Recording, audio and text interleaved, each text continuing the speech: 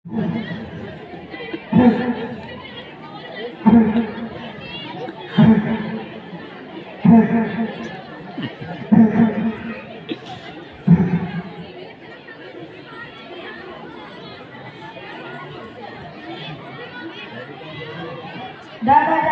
मेरा फोन आपके साथ जो कर रहे हैं वो अच्छा नहीं, मुझे इससे तकलीफ होती है।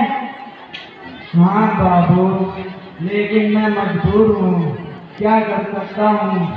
अगर कुछ कहूँगा भी, जो कुछ मिल रहा है उससे भी मैं महरूम हो जाऊंगा। इसलिए ये टूटा फूटा बर्तन ही सही। लेकिन ये मुझसे देखा नहीं जाता। तो फिर क्या करें? मेरे पास एक हल है। वो क्या है बाबू? दादा, एक काम करना, अब की बार जो इस प्लेट में खाना आए तो उसे लेते हुए गिरा दीजिएगा, ताकि वो गिरकर फूट जाए और कुछ सालन आपके कुत्ते पर भी लग जाए। अरे लाल, कैसी बात कर रहे हो? ये मिट्टी का बर्तन तो मेरा एक सहारा है। अगर वो भी टूट जाएगा तो मैं खाना कैसे खाऊंगा? अगर कुर्ता खराब हो जाएगा तो पहनूंगा क्या? दादा, आप कुछ काम कर दीजिए, बाकी मैं खुद देख लूंगा, आप टेंशन फ्री रहिए।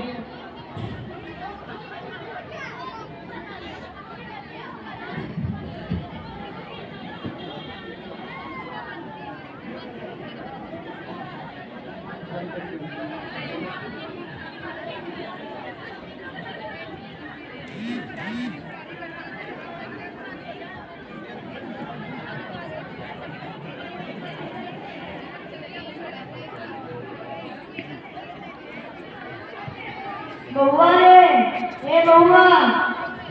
हाँ तू, दादा दादा खाना दे दे।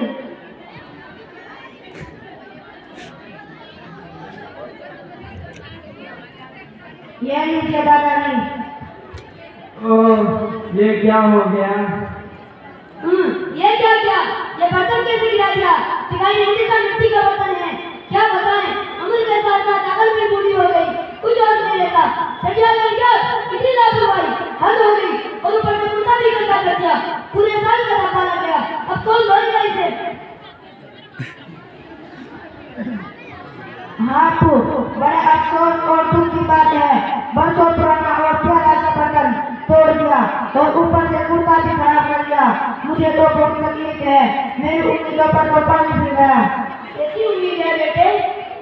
अब्बू, मैंने सोचा था जब मेरे दादा दुनिया से चले जाएंगे और आप बूढ़े हो जाएंगे तो मैं आपको इसी बर्तन में खाना दूंगा और यही कुर्ता आपको पहनाऊंगा। क्या कहा? जरा फिर से कहो। हाँ अब्बू, ये मेरी दिल तमन्ना थी और मैंने बहुत दिनों से सोचा था दादा जान का है और बर्तन इबादत से रहूंगा। जब आप बूढ़े हो जाएंगे तो मैं आपको इसी बर्तन में खाना परोसूंगा और यही कुर्ता आपको पहनाऊंगा। नहीं बेटा नहीं, मैं ये कैसे बर्दाश्त कर पाऊंगा? तो जरा सोचिए, आपके वालिद ये सब कैसे बर्दाश्त करते होंगे? हाँ बेटा, तुम ठीक कह रहे हो, तुमने तो मेरी आंखें खोल दी। मैं गलत में पड़ा हुआ था, मैंने अपने वालिद के साथ बहुत गलत किया। चुप रहो बच्चे, चुप रहो बच्चे, चुप रहो। चुप रहो बच्चे, चुप रहो। मैंने आपको बहुत बताया। चुप रहो बच्चे, चुप रहो। अब ऐसा नहीं करूँगा।